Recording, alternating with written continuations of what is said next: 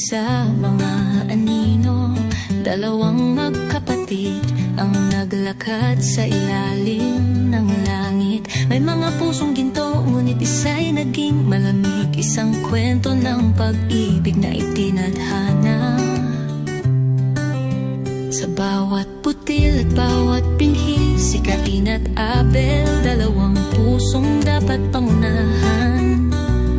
Sa pakikibaka ng gabi, makikita ba natin ang ating daan patungo sa liwanag? Sa kanyang yakap natagpuan ko ang aking daan. Sa mga bagyong gabi at mga maliwanag na araw, sa pagtubos ng pag-ibig, tayo'y tataas. Sa biyaya'y nakatali, laging mahal. O itaas ang iyong mga mata at tingnan ang bukang liwayway. Mula sa bawat luha, isang pag-asa ang muling isinisilang sa puso ng awa. Matatagpuan natin ang ating lugar. Sama-sama tayong tatayo sa kanyang yakap. Si Cain ay may mabigat na puso na babalot ng kasalanan.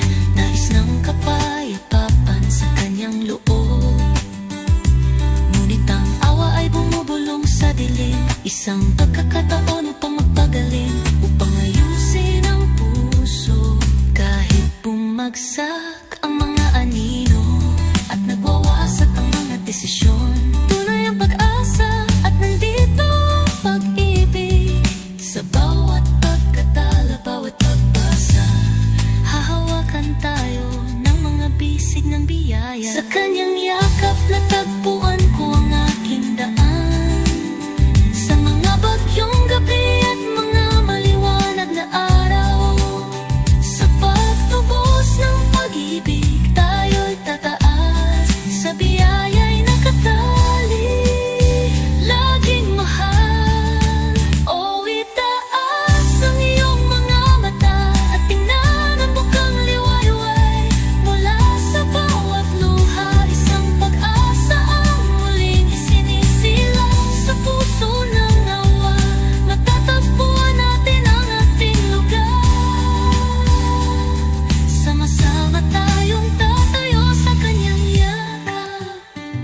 Para sa bawat sugat na nagpapadilim sa liwanag, para sa bawat mali na nagiging sanhi ng ating laban.